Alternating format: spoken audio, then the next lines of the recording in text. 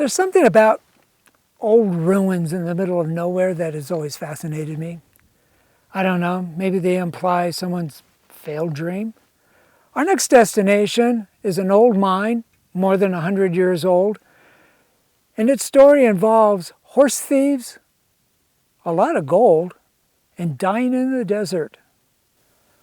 All that drama in such a desolate place. Our drive to the trailhead finishes on a dirt road.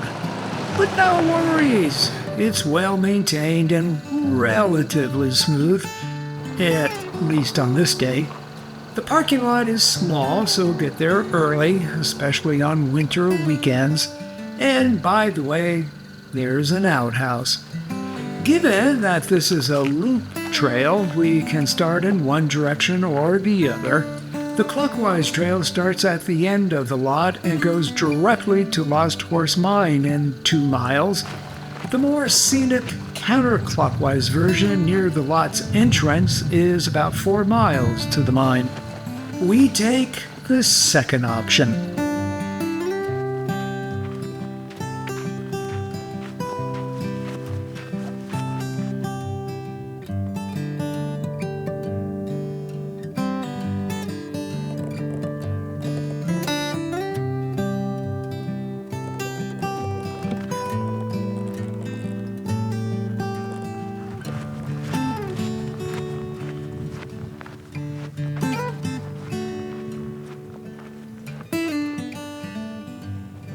There's no trouble following the path, even when it crosses sandy washes that obscure the trail. We have directional signs. For more than a mile, the way feels almost level as it gradually climbs out of Lost Horse Valley. Just your typical serene desert. Well, not for some in the past who didn't see this land in terms of recreation. So let's set the scene. Our story starts with a scruffy, mustachioed character named Johnny Lang, who, with his father and a herd of cattle, arrived near here in 1890. That's when he met a prospector named Dutch Frank, who told him he had discovered gold in the hills above us. Perhaps these characters, who we will learn more about in a minute, walked the same trail. Seems likely they tramped through this wash and then climbed into the Lost Horse Mountains. Let's call this a moderate climb that roller coasters about the slopes. Along the way, we passed this chimney with no apparent history. So, back to our story. It seems there was a gang of reputed cattle rustlers named the McEhaney's who camped in the area. Their unsavory reputation made Dutch Frank concerned they may try to add claim jumping to their rap sheet. So he decided it was safer if he would just sell his gold mine rights to Johnny for $1,000. After already accusing the McEhaney's of stealing his horses, Johnny figured his best bet for holding off the gang once they sniffed gold in the air was to bring on 3 partners for added protection. They filed a claim and started mining.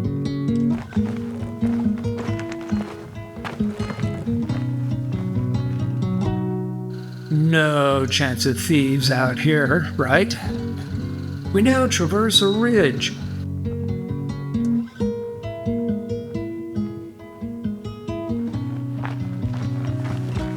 That leads us to views of Pleasant Valley and beyond.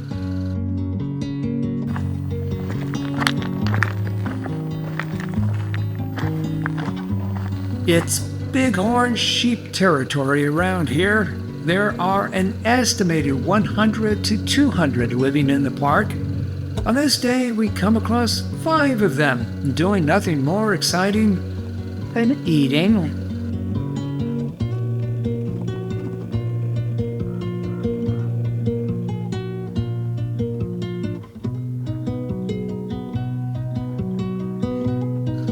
The trail steeply ascends toward 5,300-foot Lost Horse Mountain, and hits a junction where a rough side trail shoots up to Lost Horse Mine on the right. And so here we are, the Lost Horse Mine, or what's left of it. Now, a wealthy rancher named J.D. Ryan bought out Johnny's partners in 1895. The next year, he lugged in all the way from the Colorado River a steam-powered 10-stamp mine. Now, in case you're wondering where he got the water for that steam, it was piped in 3.5 miles from Ryan's ranch. And of course, they needed something to burn to boil the water, and that came from the surrounding trees. Don't see any trees? Now you know why. Okay, full disclosure, there was also a fire in 2009 that burned 450 acres around the mine. So the few pinyon pines left in the area were destroyed by that as well. The mill ran 24 hours a day, crushing the ore, which produced a total of 10,000 ounces of gold and 16 ounces of silver. Now, these were made into bricks, which were transported in an inconspicuous 16-horse freight wagon to Banning, 130 miles from here. Well, not all of it. Turns out Johnny was skimming about half of the gold for himself. Ryan, after hiring detectives to get proof, gave his sticky-fingered partner a choice: go to jail or sell. Johnny sold his partnership and went off to look for another mine. The mine closed in 1905 after exhausting the vein Johnny had started about 10 years before. Now, as for him, he slowly sold off his hidden gold until 1925, when he found himself sick and, while trying to walk out for help, collapsed and died. His body was found 2 months later, and he was buried not too far from where you parked your car.